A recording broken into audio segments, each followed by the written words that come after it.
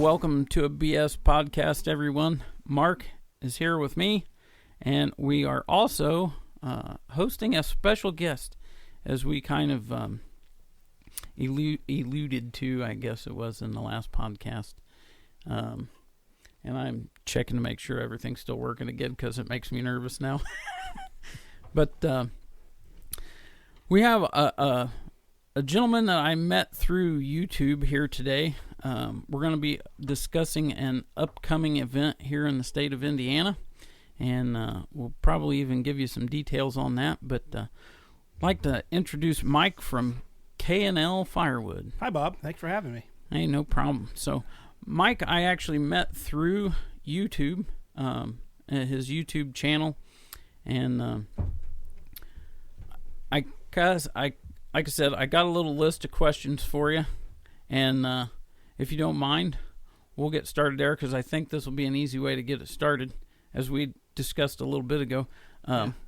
Just give us a little bit of your background, what you do, roughly where you're at. I know from previous guests, if you can't, not necessarily looking for who you work for or anything like that, but get an idea of what you do for a living. Right. So it's kind of a long story. I'll shorten it the best I can. So I graduated high school in 95. God, you're old. Yeah, I know. And somebody once thought Mike was my dad. Oh my God, are you kidding? Oh, that's right. I remember that. Yes. I'm not Bobby's dad, by the way. We're 4 years apart. So graduate in 95, and I'm telling you this on the podcast because I don't talk about it on my YouTube channel. I'm not gonna talk about it on my YouTube channel. I don't talk about firewood at work, and I don't talk about work on the YouTube channel. It just kind of makes separate it separate. But I'll indulge you here a little bit. So 95, I graduate from high school. I go to not a community college. It's IUK. It's Indiana University Kokomo. So it's a satellite campus from IU. I was an average student in high school. Didn't really put any effort in.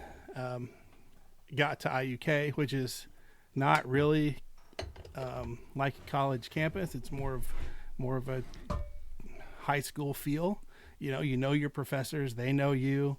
So it was an easy transition for me. I did pretty well there. I can't remember if I stayed a semester or a full year, but I did really well. I thought, okay, I'm going to go to Bloomington. I want to go to campus. So there was a group of us guys that went down to Bloomington, got a townhouse, and the wheels completely fell off. I excelled socially and not so much academically. I could think of every reason in the book not to go to class. The study habits that I had picked up on in high school, which was pretty minimal, didn't translate over to the Bloomington campus. So I've figured out pretty quickly that this is going south and I need to back out. So I came home and thought I wanted to tin bar. So in Kokomo, they were opening Grindstone Charlie's. So I went in. To love eating at Grindstone Charlie's. I love Grindstone Charlie's, still to this day. So I went in there and said, hey, I want a tin bar. And they're like, oh, yeah, well, we're just opening, put your application in, blah, blah, blah.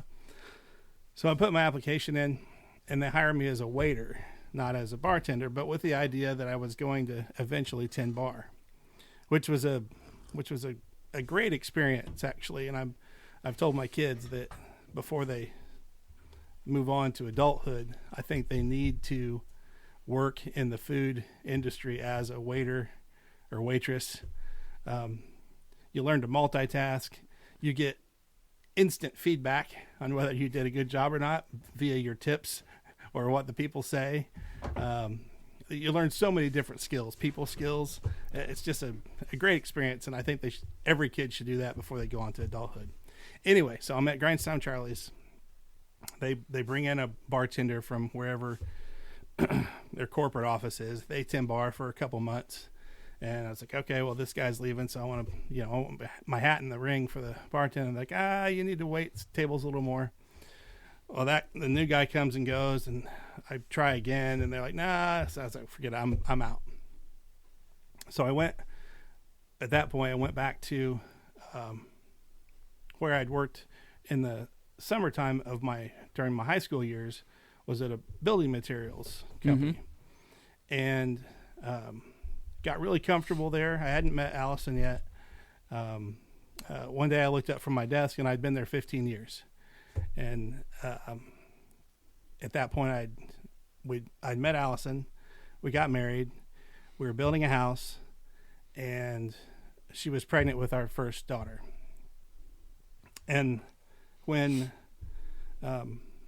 Kim was born, I've never had this feeling since, and I'll probably never have it again. And I can't tell you what it was, but something said, you've got to do something different. And it wasn't like a subconscious thought, like a suggestion, like, hey, you need to stop smoking a pipe or whatever. It was a command. It was, it had to come from God, because there was no choice in the matter. It was, you have to do something different. And there was a moment of clarity for me, and a moment of drive that I've never had before in my life. So the subjects that I liked through high school were math and chemistry and biology. And I thought, things I sucked at. Well, I thought I'll be a pharmacist, I guess.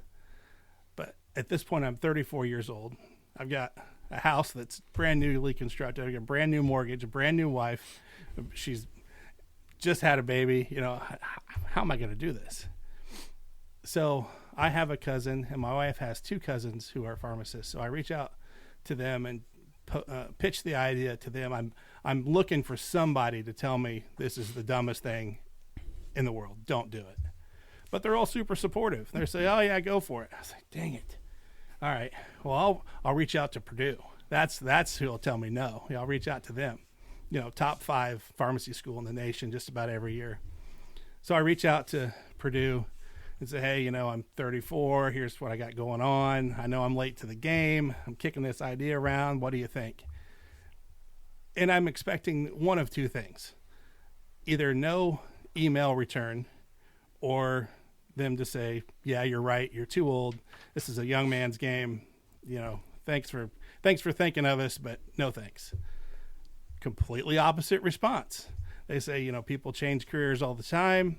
If you're motivated and you think you can pull it off, we'd love to have you. Come over and talk to us. It's like, shit. No. Okay, I guess I'll go. So I go over there and talk to them and do everything that they ask. I end up doing some of my prerequisites at IUK, back to where I started. Did really well there, and applied and got into pharmacy school at Purdue, and graduated in 2018 as, I don't know, I was 40 something at that point.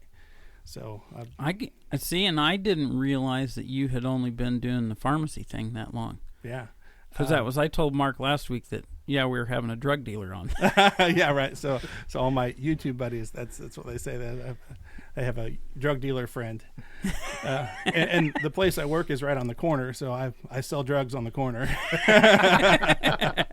That's funny. And I work for a national chain pharmacy. Yeah. You could pick it out. Yeah. I give you 3 guesses and you'll name it. So. Yeah. But yeah, that's what I do for a living since 2018, and it's been awesome. I'm glad I had the whatever that was, that moment in time where someone or something told me I had to do something different, and it was super clear on what I had to do, and I just nailed it. And to me, it's interesting because you were thinking that like the college would be like, no, you're too old, you're out of it. Mm-hmm. When I worked for the fuel shop and I took that shop over, the owners of the company wanted me to have a bachelor's in business. And I went to a technical school, and I'm literally my math credit short of graduating with an associate's degree. But the last math professor I had made me so mad, I called her a very unpleasant name, and I walked out of the class because I just felt like what we were learning had nothing to do with what I was going to use in my day-to-day. And I still believe that. But when the company wanted me to go back to college, I signed up to I was going to start doing classes at Ivy Tech here in Warsaw, and then transfer over to Grace College to finish my bachelor's of business, because they had an adult program. And that was the one thing. Nobody, I am convinced that, and I was a totally different student at that point. And I wasn't I guess I was because Hadley was little. So I was probably my late 20s, early 30s when I did this. And it was like, to me, I was a totally different student. Absolutely. And because I would go into class and get irritated with the 18, 19-year-old kids. Asking dumb questions. And I was just like, I know, just too. Shut up and do what you're supposed to be doing.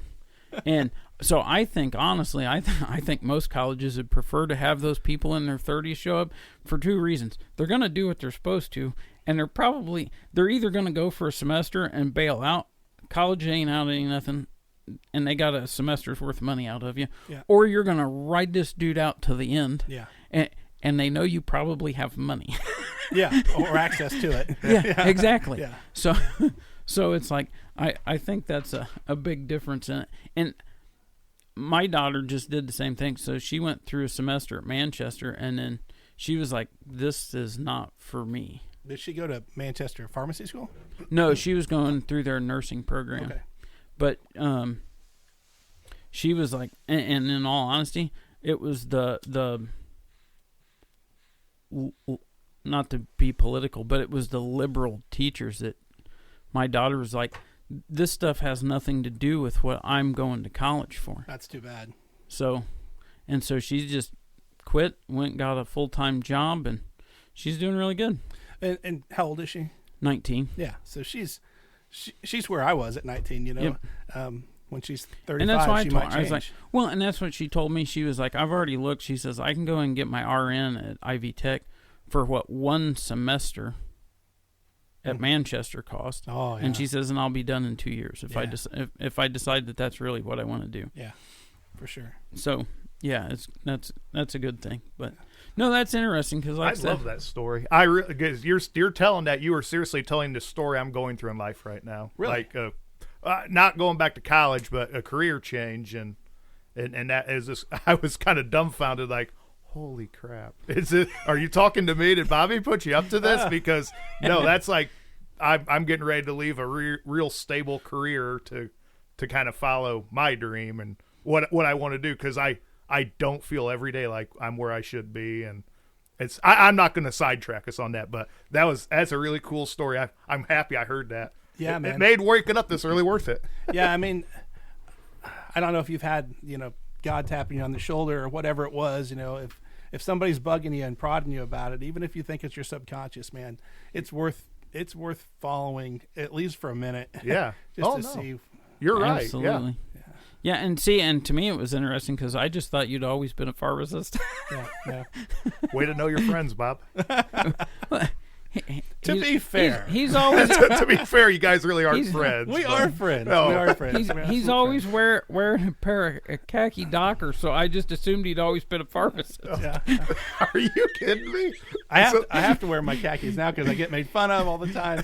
But I tell you what. I promise you haven't been made fun of as much as my pasty white legs and a pair of shorts. Jacob does not let that go.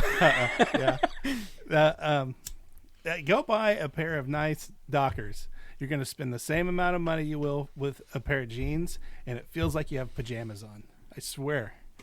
The problem is I'm the wrong shape, dead serious, to wear Dockers. I look like I'm walking around with a load of crap in my pants. It's awful. Okay, we'll stick with jeans then. Okay. So, but hey, and real quick, and this isn't an advertisement, I just thought this was appropriate for this morning. Mark usually asks me what I'm smoking, what I'm drinking, and we had such a long conversation. I did not want to get us back on that. So I just wanted to point this out. Since Mike's here, I thought my coffee choice was appropriate. Oh yeah. Yeah, pass that down here.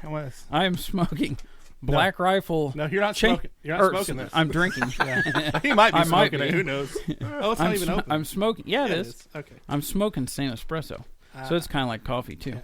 But I'm drinking Ooh, that's strong. That's Black Rifle chainsaw coffee, That's nice. and it's actually pretty good. I actually kind of worried about that on the way here, because I know you're a bourbon or whiskey drinker. I thought, God, we're not going to be drinking whiskey. No, at we're 8:30 in the not morning, letting are him we? drink anymore during podcasts. Because ain't got a he choice. starts getting that look in his eye like he's going to try to wrestle me or something. And I got news for you. You don't know how much Irish whiskey's in the bottom of that cup, anyways. I do know. It's Halfway Saturday. through the podcast, you get a lot more loud. It's Saturday. I'm allowed to start drinking whatever time I want. Your house, man. And besides that, after 36 hours without food, I'm going to grant myself whatever I want today. 36 hours. Why'd you go that long without food? So Trying to kill yourself? Here we go. No, I'm Give us a short version. I'm not Catholic, but I wanted to try and fast for during Lent this year. I have in the past year have really been trying to get back into my faith, and I just thought it was a good exercise. So yeah, I ate. We had supper Thursday night at like 7, and then I ate at 6:30 this morning. Was the first time I had food again. I think you're getting ready for some exercise on Monday, aren't you? Oh yeah, What's happening Monday? I'll be ready to go back to the gym on Monday. Oh, no. Isn't Monday St. Patrick's Day? Oh, don't even get me started on this. Isn't this? See, I don't know what Mark day it grew is. up Catholic, and I always give him guff Uh-huh. because of St. Patrick's Day. Run the snakes out of Ireland. You know what the snakes in Ireland were? No. Protestants. Ah, okay. I'm Protestant. He's Catholic, Oh, so gosh, I always okay. give him crap. Hammering heads. No, see that's one thing that comes up. I've noticed a lot on some of the channels I watch. Is there's a bunch of guys that are like, why does everybody hate the Catholics? It's like it's not. But if you ever listen to the way the Catholics talk to Protestants, a lot of them just think we're dirtbags, and it's like, sorry, Mark. I mean, you guys and Lutherans. Catholic light, all the sin and half the guilt. I thought that was Methodist. No, those are Lutherans. I think you can probably label anybody with that. I think. Yeah. But So anyways, back on track here. back on track. So my next question is, like we were saying, you have a YouTube channel. So how did you get into the whole firewood and YouTube? Yeah, so when we built our house, I was working for that building materials company, and they had, I don't know, a handful of those outdoor central boilers to heat their buildings. And when I was building the house, the owner said, you ought to put one of those in your house. I thought, yeah, it's a pretty good idea. It's like, we got access to all this wood, you can have, just put a boiler in and go to town. So I put the boiler in, and where we built was kind of wooded, so I had some wood available from that, plus from work. And Can I butt in real quick? yeah, That woods that's along your wood yard. Uh-huh. So is that woods yours? yes. Okay. So I kind of was getting some from my house and some from work, and along the way somewhere I found it really enjoyable to cut and split wood. And it was like any other, I suppose, addiction or hobby. It just kind of went crazy. And during right around COVID, I'm not going to say it was a COVID year, but right around there sometime, it was a pretty mild winter, and I had a bunch of extra firewood. And I thought, well, I'll try and sell it. And about that time, I'd also started watching YouTube. And I guess Hometown Acres was probably the first one that I watched that had a commercial type log splitter. And I thought, oh man, I got to get one of those. That's fast, So the addiction started. Yeah. I sold what little firewood. I thought I had a bunch, but it turned out to be not very much. But I sold it pretty quickly. Within a couple weeks, it was all gone. Mm-hmm. And I thought, wow, there's something to this. And so then I start looking at bigger and faster log splitters and new attachments and new chainsaws. And just the snowball just keeps rolling, So here I am now I'm not the only one. with a YouTube channel cutting and splitting firewood, and I love it. It's a lot of fun. I don't go to the gym. I don't go. And quite the log splitter setup. Yeah, I've got some some log splitters, but I don't go to the gym. I don't go to the bar. I kind of quit playing golf, except for my oldest daughter now plays golf, so I play with her some. I used to fish quite a bit. I had a nice big bass boat. I sold it, and $1,000 worth of rods and lures, and This is going to sound funny, but I never pictured you as a fisherman. No, we I just picture you as a pharmacist.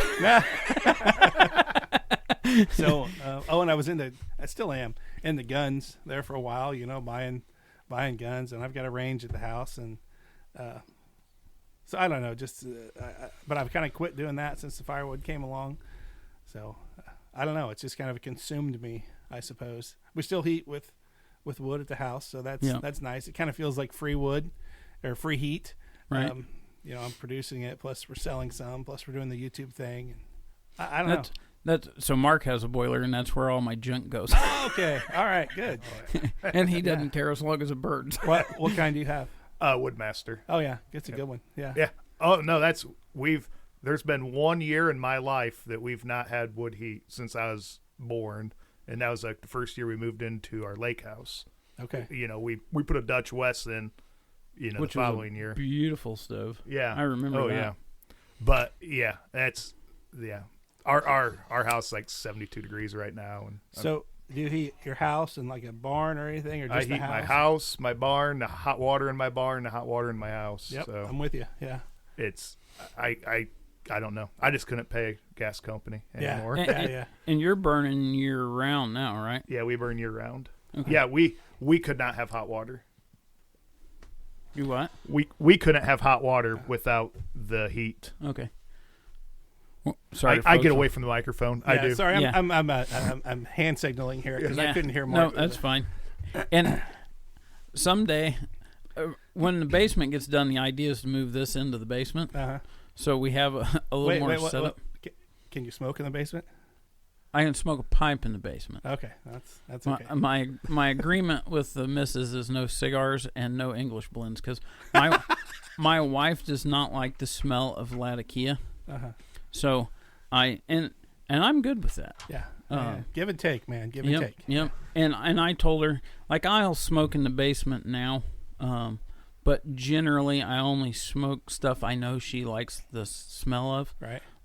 Like the pumpkin spice and the apple cinnamon. No, because I don't do only in the fall when it's about that time at the only- Starbucks. Potpourri. like that cowboy coffee that I give you in the bag that you said smelled like chewing tobacco. Uh-huh. It actually has a very pleasant room note, and it's a non-aromatic.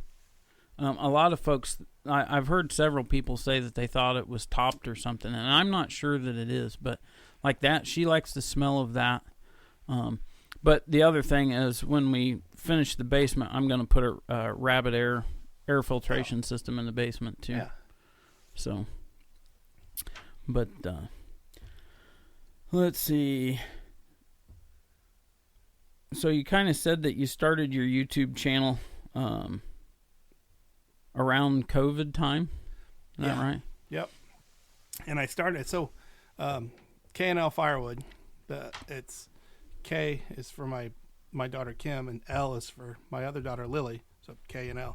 And I thought KNL.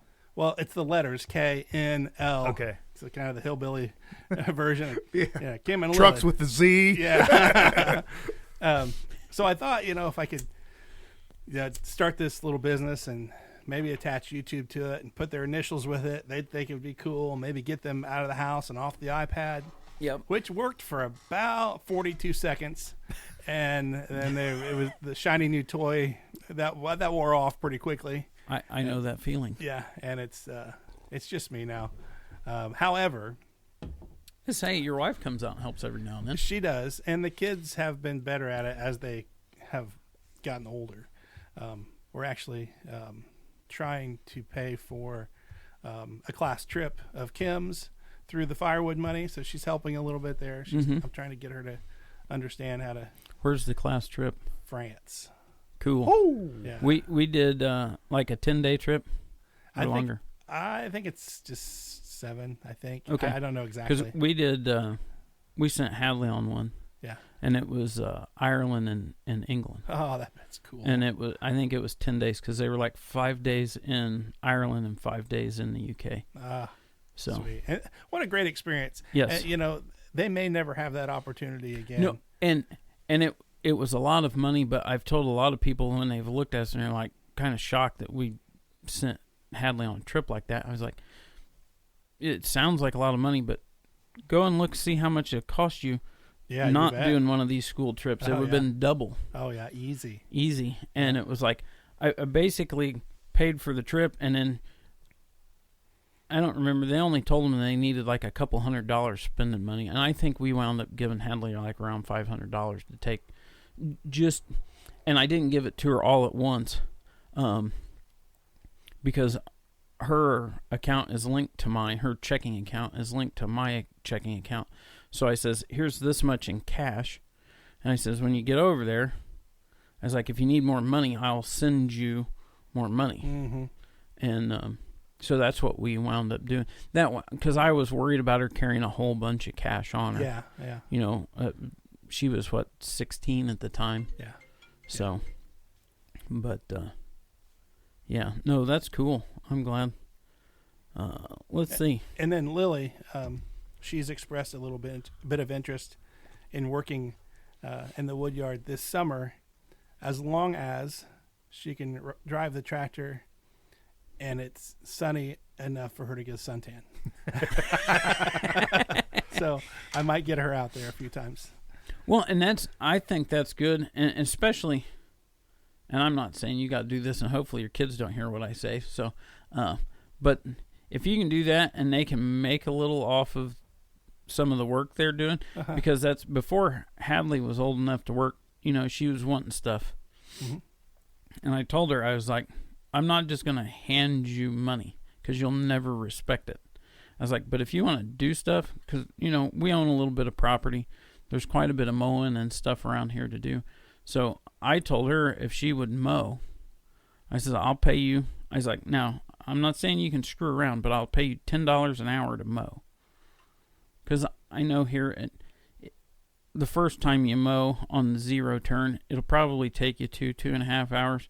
Once you get used to the zero turn, you can mow the whole place in an hour and a half. Right. And I always paid her for 2 hours. But, I kind of got her going. And that did me a lot of good because that freed up some time for me because I didn't have to mow. $20 well spent. Yeah. And, she did. She respected getting the money. And yeah. Well, we've handed out enough money over the years where they're of the age now where they actually could do something. It's nice to think about that when they're 9 and 10 years old, but they can't do much at 9 and 10 except unload the dishwasher and run the sweeper. I honestly, I don't think Hadley really started doing any of that sort of stuff till she was helping with dishes and stuff when she was younger, but I want to say she was probably 12 or 13 because she only did it for a couple years before she went and actually got a job. Yeah. And I was surprised she got a job at 14 as a car hop. Oh, wow. Like you were saying, working in food service is pretty good for her. Yeah. Like that taught her a lot. Heck yeah, it did. Yeah. So we've always paid our kids for their grades too. Like they only get a report card twice a year. It's not that much money, and it gives them, I think, some motivation. And I don't know if the money motivated them, but they're really good students. So I'm thankful for that. That was the one thing. Dollars well spent too. That was one thing made me happy because Hadley was a way better student than I ever was. But well, I guess we'll get to the big thing that we want to talk about while you were here is an event that's coming up April 4th and 5th. Yes, sir. In Greentown, Indiana. Yes, sir. At the Howard County Vietnam Veterans Memorial Campground. You got it. That's a lot to say. You didn't even read that, did you? No. I didn't. Wow. But this has been going on for 3 years. This will be the third year, right? Yes. Yep. And it's called Hoosier Firewood Hysteria. Correct. I don't think I even need to be here. He's doing a great job. Yeah. What brought this about? This is the part I can't answer. Okay. So it was, I think, YouTube kind of driven as well. There's a guy on the east side of Indiana. Indiana Doug, I don't know if you watch him or not, but he's a chainsaw nut. Yep. Super dude. And I had an older saw that I was selling, and he was interested in it. So he's like, I just got to come over to your wood yard. We'll hang out for a day, and we'll just. You guys did a video. We did. Yeah, we did a I couple remember. videos. Yeah, it was a great time. Super guy. Well, he and I got to talking that wouldn't it be cool, me and him were just thinking about doing this. Wouldn't it be cool just to go to somebody's house that was either disabled or couldn't split wood anymore, but still heated with wood and whatever. Just split all their wood for them. Just showed up, split all their wood, said, hey, see you later. Thanks. It was fun. You know, just to do it, I thought, yeah, that sounds really cool. We should do that. I thought, well, why couldn't we do that on a bigger scale and, maybe have a bunch of people involved and then donate the wood? And I thought, well, where is that going to happen? And I thought, well, we could have it at my house. And I thought, no, I don't want the liability. Yeah. So then it just kind of died. I just stopped thinking about it for a minute. And then one day I just kind of woke up and I thought that veterans campground goes through an awful lot of firewood, and those guys aren't getting any younger. Right. And they've got a facility, and I wonder if they would be interested. So I went over. Well, I bounced it off some guys first in the YouTube world. I don't think you and I were. I think you and I actually met at the Hoosier Firewood Hysteria. Yeah, we had talked a little bit through YouTube, but yeah, that was the first time we met. So you weren't part of the committee at that point. You are now, but so I bounced some ideas off of some of the YouTube guys that I talked to, and some of them are out of state and far away, and they're like, "Yeah, if you get this done, we're coming. We're there." I was like, "All right." So I go to the board meeting. Well, actually, I stopped in to the campground. If you've been there, it's just, I don't know. There were several buildings, but it's a conglomerate of buildings. Yeah, but there's one main building that they have where they have all their meetings. They have a bar there and a nice kitchen. And I walk in, and there's one guy there sitting behind the bar smoking cigarettes. And I walk in. I said, "Sounds like a day well spent." Yeah, I said, "I've got a really odd request." I said, "Do you have a second?" He's like, "Yeah." And so I said, "Well," I said, "I'm really into splitting firewood, and I've got a few friends that kind of like to do it too, and I know you guys go through a bunch. Would you be interested if some of us showed up one day and just split all the wood you had here?" And at that point, they were getting tree service wood dropped off, and they were trying to work through it as they could. And he was like, "Are you serious?" I was like, "Yeah, I'm serious." He's like, "Have you seen all the wood we have out there?" It's like, "Yeah." And it was a mess. Yeah. And I said, "Yeah, I think we can do it." "Well, how long do you think it'll take you?" "Maybe a day." He's like, "Come on." I was like, "Well," I said, "I think I can round enough guys up to help. They've got some pretty big equipment." He's like, "All right." He said, "Well," he said, "if you're serious," he said, "I'm the president of the campground." He said, "I'll take it to the board and see what they say." Of course, they were all like, "Yeah, heck yeah, if somebody wants to come in here and volunteer and do all this." So that's, I guess, how it started.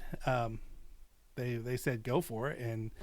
And I just started calling people and saying, "Hey, this is when it's going to be." And I think I advertised it a little bit the first year on YouTube, and had a great turnout the first year, and had even better turnout the second year. Have people come really from all over the country. I mean, I was going to say, last year we had a guy drove from Washington or Oregon. I'm not sure. Somewhere right out one there. or the other, yeah. Yeah. Drove cross country. Drove across the country. Pulling a trailer full of chainsaws. Behind a Prius. Yes. Yeah, he came all the way across. A great guy, too, if you get to talk to him. He's super knowledgeable, really nice fella. Knows his saws like no other. Yeah, he's real smart with mechanical things. Yeah. Dale comes all the way from North Carolina. There's another guy that comes from that had the super split. He came from North Carolina. And then Al comes from Minnesota. Jack comes from Pennsylvania. Scheib was there from Pennsylvania. Yep. Lots of people from Indiana and Ohio, Michigan. Yep. Tennessee. Kentucky. I don't know. Yeah, really from Canada. I mean, Easton Maid was there. Yeah. Has been there. Wolf Ridge was there last year. They're from Wisconsin. Tony's from Wisconsin. Chris from Wisconsin. Yep. Jeremiah from Wisconsin. Yep. Todd from Illinois. And Rod from Illinois. So I don't know, like the list goes on and on and on. Yep. There's lots and lots of people there. So if you're listening and you want to be part of it. Where are the Millers from? Oh. Are they Iowa? I kind of feel like Illinois. Is it Illinois? I know so. it's out that direction. Do they listen to the podcast? Do they make I have comments? no idea. Okay. If you're listening, Ted, where are you from? Yeah. We don't remember. Yeah. But anyway, yeah, lots and lots and lots. Oh, McCamey. I'm forgetting people, but Yep. East Tennessee. Yeah, lots and lots and lots of people, and lots of great people, and we're all doing it and giving everything back to the veterans. Yeah. You know, I mean, and we've had a lot of great sponsors, Easton Made and Wolf Ridge and Logrite. The other one, Log Ox. Yep. This year, Split, in addition to the ones that we've already mentioned, Split Fire is going to be there this year. Cool. Thumb Trailer. Yeah. Out of Michigan, they sell those in and in trailers that everybody's driving or pulling. They're coming. Well, and then last year, Heath and Rachel they had their Dyna wood processor. They drug down from Michigan. They're not going to bring that this year. Rachel's on spring break with one of their kids, so it's just Heath by himself. I'm not sure he's going to come, but they're not going to bring that Dyna if they do come. Easton Made's going to bring their new Evo processor. Cool. So we'll get to run that. And then it's different than any other show that you maybe have been to, like Paul Bunyan or any of the others. This is a working show. You know, everybody kind of puts their gloves on and gets after it. Yeah, there's chainsaws running. You can run pretty much any log splitter you can imagine. That's what I was going to say. It's great if you're in the market for a new chainsaw or a new log splitter, because you can run any of these. Like at the shows, you go up and say, oh, that 37D looks cool. Show me how that runs. And they'll run one or two logs through it or rounds through it, and that's all you get to see. Yeah, you'll get to watch the guy at the Husqvarna booth run a 592. Yeah, no, you can actually put your hands on one and run it. Yep. And do whatever you want with it, really. It's a real unique show and a lot of fun. It's a great time. Yeah. And then the campground itself, they put on lunch for us, and they put on one heck of a spread. Yeah. I mean, they got to have 6 or 8 tables worth of food laid out, because it's usually in an L shape in that. Yeah, it's like those white tables you see at Costco or whatever. Yeah. The folding tables. They're huge. And there's probably 6 or 8 or 10 of them. I don't know. Yeah. There's main course, side dishes, desserts. I mean, there's just a heck of a spread. Yeah. You got to come this year, Mark. Yeah, I'll actually be in Florida. Oh, that's no excuse. Yeah, I know. We have people coming from Florida. So I'll probably drive right by it heading there. No, honestly, he thinks he's got to go scuba diving or something. Yeah, if you're in town, maybe for next year. So definitely make time to do it. I feel as though I've watched this thing evolve just through Bob, from him going, and how far are you going to take it? I mean, is it you going to let this get bigger and bigger until it's Paul Bunyan size, or? I don't think so. Okay. So this year I kind of recruited a small committee of people, or Bob's part of that. I've not been very helpful, but. And, well, you have been more than maybe you think. But for some reason, I feel still like it's on my mind every day of the year leading up to it. So I want to, if it's going to get much bigger, I have to let go of some of that and let somebody else maybe take the lead. Yeah. And I could still be a part of it. I don't know. And in all honesty, I don't think you'd want it to get much more than what it is. Because to me, I think it'd almost lose its appeal. Because even if it just doubled in, which I think last year it almost did double in size, Probably, did it not? Yeah. So it almost doubled last year. And I think if it doubled in size again, the work would get done a lot faster, and we'd probably have more time to hang out and chit-chat. But I think at some point, because of the type of show it is, the safety aspect's going to get. There's not enough people keeping an eye on things. Yeah. Because that's like last year, I probably only cut for, I bet, out of Saturday or Friday and Saturday, I probably only cut and split for maybe an hour and a half tops. Yeah, same. And I was basically kind of, Mike could say, hey, I get these guys to move this stuff, and I go and kind of organize some people and say, hey, we need to do this or do that so we can get these trailers moved around. And I think even if it only doubled in size again, I think it would almost lose its appeal. Yeah, Okay. you might be right. But you're right. Me and you and Jenin and Jacob and Aaron. And whoever else we could recruit. Jay, because Jay was helping out a lot. Oh, yeah. He had his He's coming steer. again this year, too. Yeah, of course, Jay, he was on his skid steer the whole time. But, yeah, it takes a lot of hands just to kind of coordinate it and keep it safe. Yeah. So, whereas the first year I was there, man, I ran a chainsaw probably 6 hours on Saturday. I mean, your back still hurts. all I was doing was cutting wood, and I loved every minute of it. Yeah. I think I showed up with like four chainsaws to that, and I ran every chainsaw I took with me. Yeah. So if there's some people that might not have chainsaws or log splitters, and they're really just kind of curious on seeing the whole wood process happening, are they welcome to come? Yeah, absolutely. absolutely. Yeah. Okay. People showed up last year that have no interest They're- outside of just seeing what was going on. Yeah. We literally have had people show up and they just sit in lawn chairs and watch us work. My mom will come and just sit and watch. Yeah. Yeah, and just. I'll let my mom come. You guys will get a lot more done. She can bark orders out all day long on that stuff. She worked at a Catholic school. She knows how to bark orders. Have you guys ever thought about getting like the local schools FFA or anything involved to maybe take some of that load of safety officer or like logistics away? Just this year, and it's probably just been about a month ago. I talked to Joe over at Ohio Wood Burner. Mm-hmm. He puts on a big Yeah. firewood deal, and we were just bouncing ideas off each other. This is the first weekend in May. Yeah.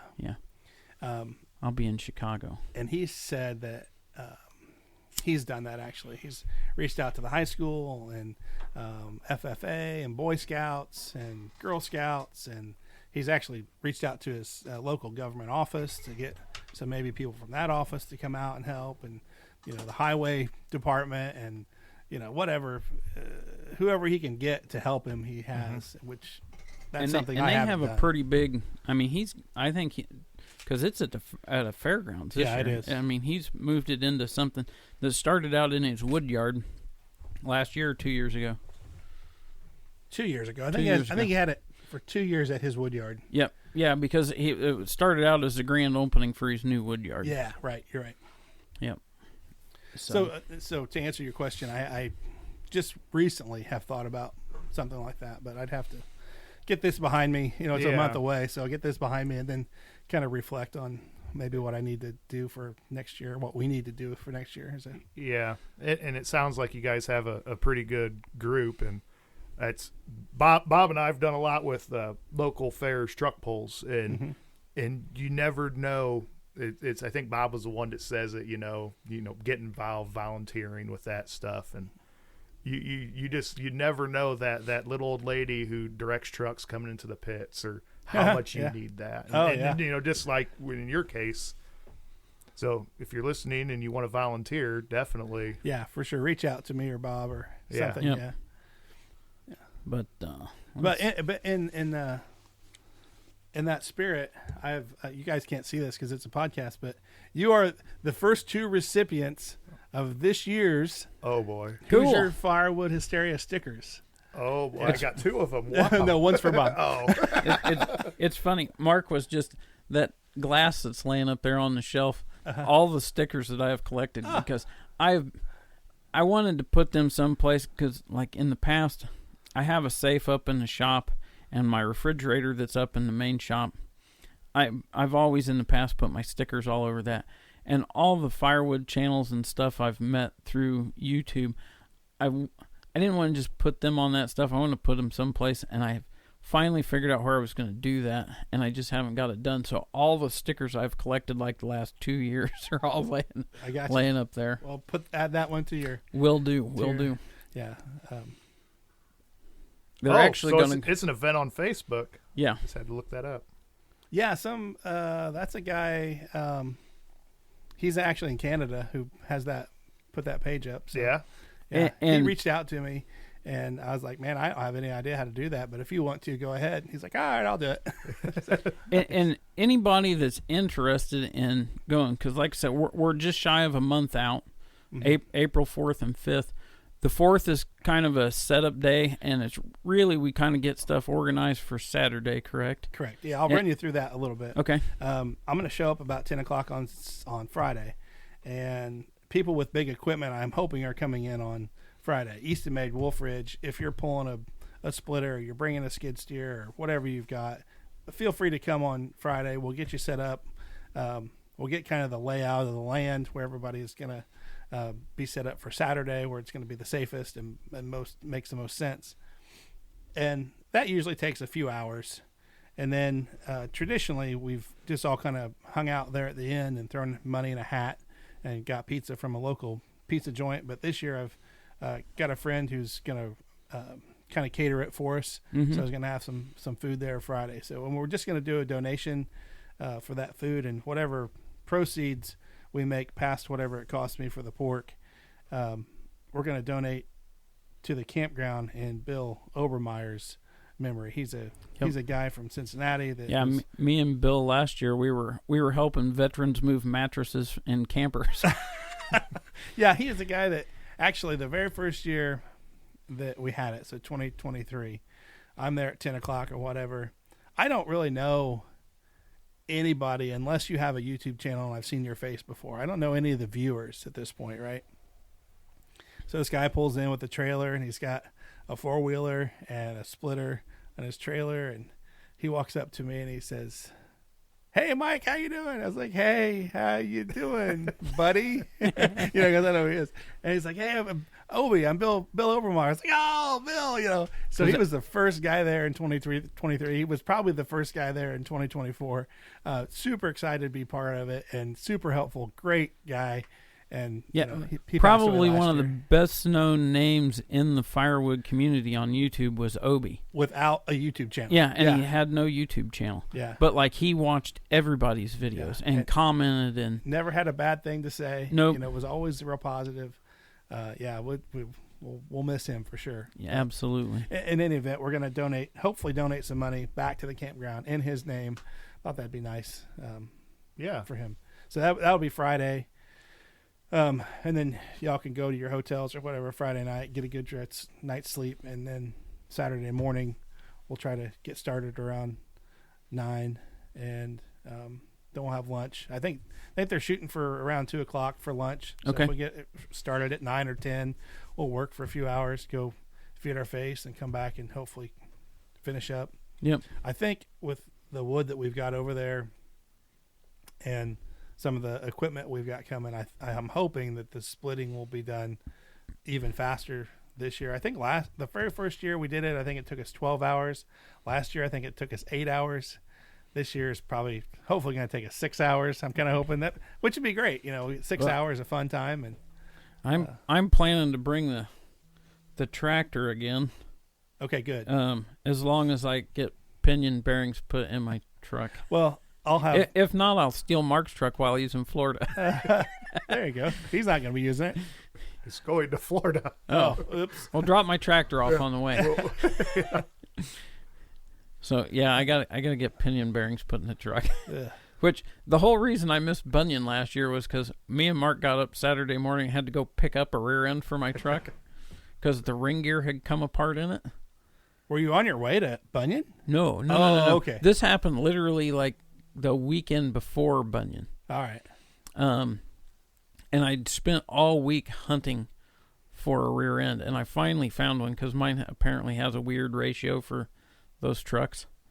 And since it's four-wheel drive, I have to get a specific gear ratio. Right. And if I just buy the stuff, it's like to fix it, it's 2 or 3 times what I can buy a used rear end for. and I finally found a used rear end, but I needed Mark's truck so I could haul the rear end home.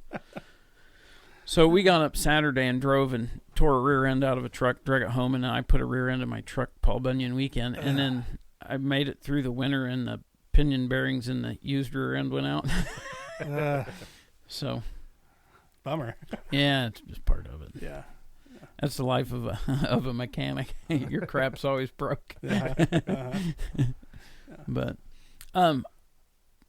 one thing I've never thought to ask you, you made comment about the hotels there in Kokomo, which is the closest place to, and it's 5-10 miles. It's not very far in Kokomo. I think it's a 10 or 12-minute drive. Yeah, I was going to say, because we a bunch of us met in Kokomo for breakfast last year. Yeah.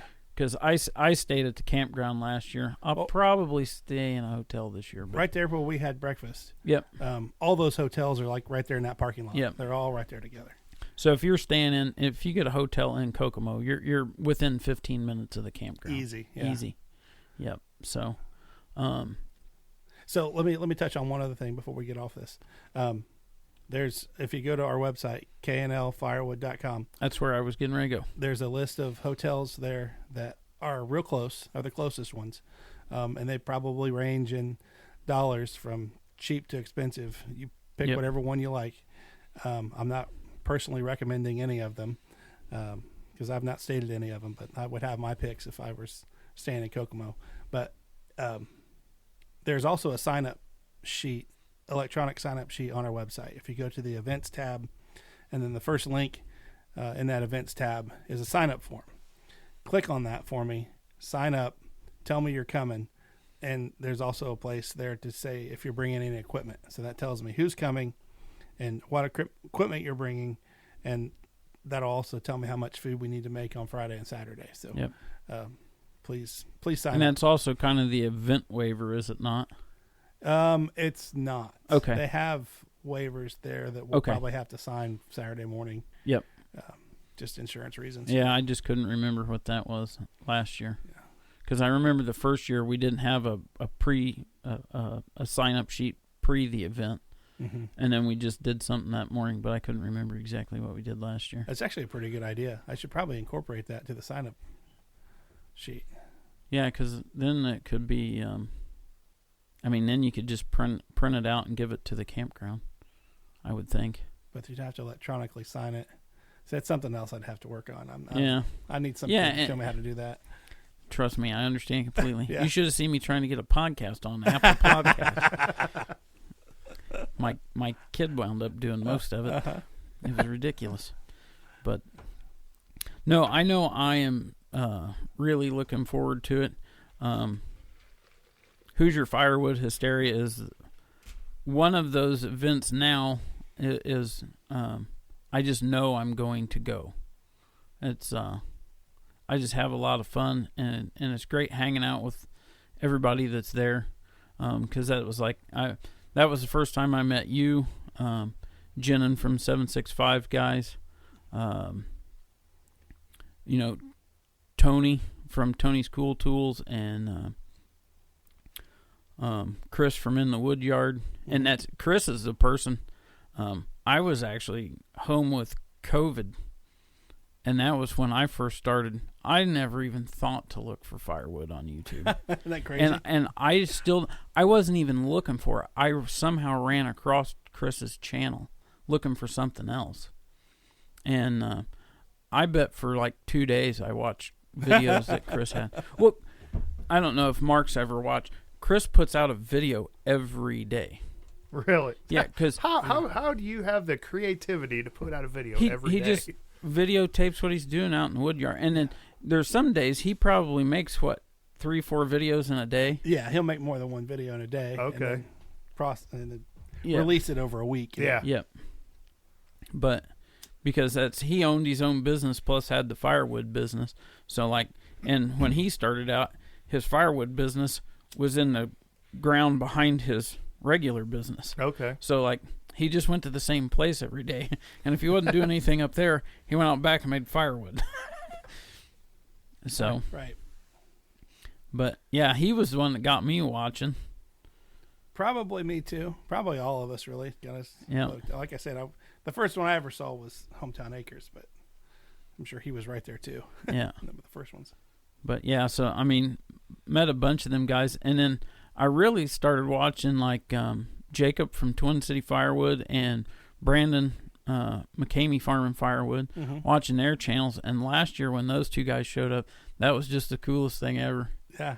I remember when they showed up, it was almost a big deal. I mean, it was like everybody stopped, went over, shake their hands. Hey, how you doing? A little starstruck. I think it's just the fact that you kind of start a friendship through YouTube, chatting back and forth. Because I mean, I won't say I watch every video everybody puts out because I don't have time for hard. that. Yeah. Yeah. And but you watch these people on a fairly regular basis, and then you comment, and of course they're doing the same. They watch some of your stuff and comment to you, so you start to build a rapport with them. And of course now you know what each other looks like if you already have a YouTube channel. So it's like when they show up, it's like you already know them. Yeah. Yeah. I mean, long lost buddy. Yeah. Yeah, because that's like, well, like I was really excited to meet you today because I've never seen you. Right. I'm sorry to disappoint. But you know, like last year on Saturday when we all got done, I broke the tractor. You probably remember that. Yeah. I'm sure Mike remembers that. Me being stupid.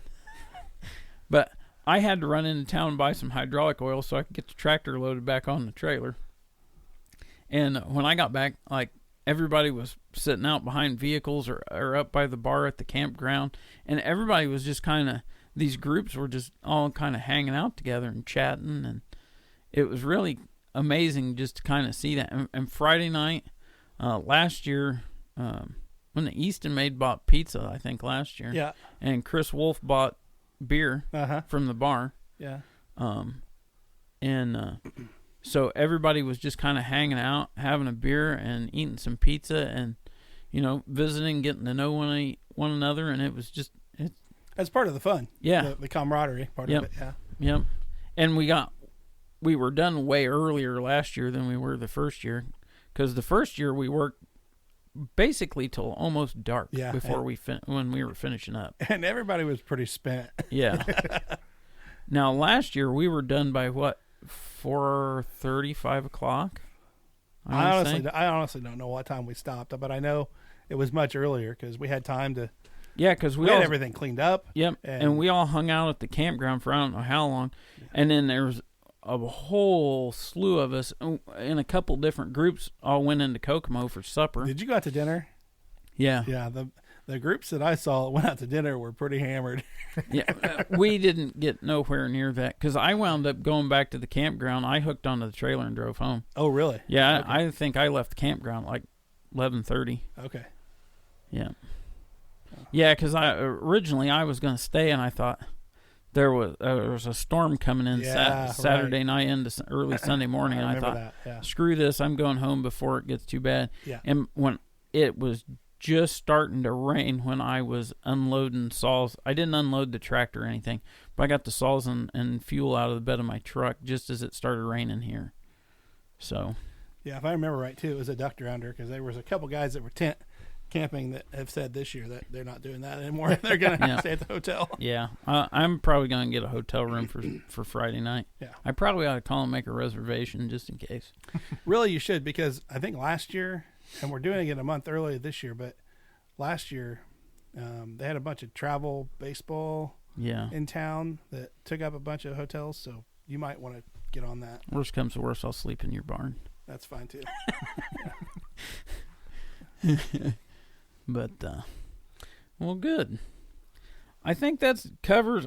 I had a couple other questions, but we already kind of talked about that. So, I don't know that I got much else. I've just been listening. I don't know.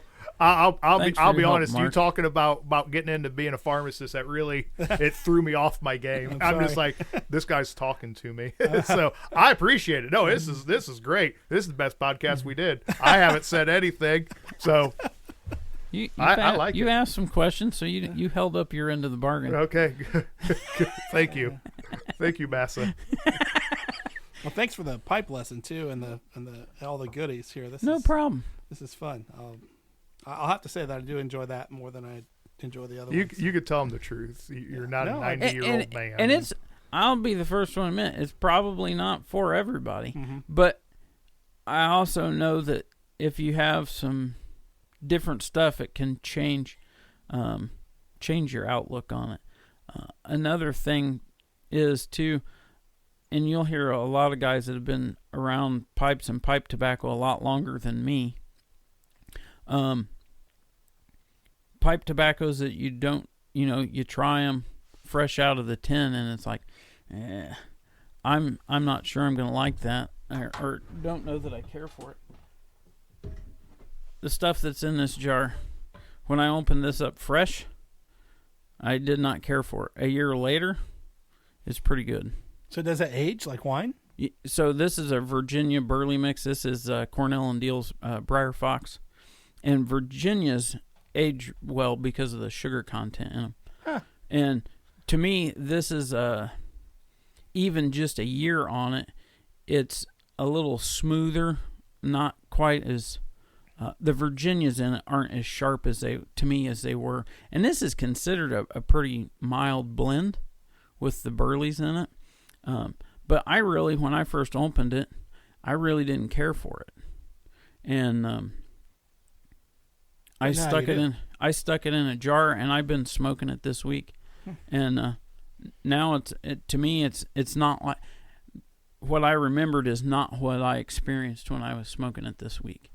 So, and now I'll probably, in all honesty, I'll probably buy a half a dozen tins of this and stick it in my cellar. So, yeah, to age out for a rainy day. Yeah, yeah. But so yeah, it's just one of them things that you kind of experiment with. There's a guy that I've been watching here and there on YouTube. I'm not sure how old of a guy that he is, but I know he talked in some of his videos where he smoked a pipe I think he said 30 years ago. And he says he enjoyed it, but he's like, just at the time, it just wasn't something he, wasn't the right fit at the time. And now he's really into it. Huh. So he matured in his hobbies. Yeah. Yeah. So it's just one of them things. I think it's like tobacco's addictive or something. It's not addictive. I think it's the nicotine that's addictive, not the tobacco. So do you know anybody that can't go a day without eating a tomato? Because the tomato has nicotine in it. Does it have as much nicotine as a tobacco leaf? Not as much, but it's the next, a green tomato is the next closest thing, I think. And all nightshades have nicotine in them. You're about to get in an argument with Google. Yeah, because I'm going to believe Google. Oh, yeah. Liberal media. And yes, occasionally we try to start fights. Hey, not even drinking. But no, it's, that's the thing. There's I've said it on here before. We traded the cigarette company's lie for the government's lie. Not to be a conspiracy theorist, but because I don't crave tobacco. I enjoy the taste of it. Yeah. But I can go days on end without chew or pipe tobacco or a cigar. Really? It doesn't bother me a bit. I'm surprised with as much as you do. I mean, you do all the varieties. You do the chew, the cigar, the pipe. And the chew, honestly, is the taste. Have you tried those? Are they nicotine-less? Oh, so okay, whatever they're called. I don't know. To me, all that is you get nicotine. There's no joy. To me, there's no joy in it. There's no nicotine in it. Is what they're touting. The little pouches with no nicotine. Oh, see, I'm thinking because a bunch of the guys I work with, especially the truck drivers, they do them Zins that are the nicotine pouches. Yeah. Kotex coated Copenhagen. Yep. My dad always called it. Yep. But it's I don't know. To me, it's like vaping. To me, the part that I like is the flavor of the tobacco. Okay. You could probably get a vape stick that's flavored like tobacco. And seeing that's the funny thing is that I'm not what. Nothing. Go ahead. What you had this look. He found something. No, I did. The tomato has trace amounts of nicotine.